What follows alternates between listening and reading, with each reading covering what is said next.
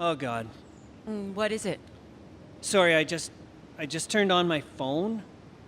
I missed a call from my dad. And he left me a... He didn't. He Just say it. He left me a voicemail. Are you going to listen to it? I have to. You'll be gone for so long. There's all the steps to get to the message and then the message itself. You can't just ignore a voicemail. The red circle on the icon will just be there, hovering over everything.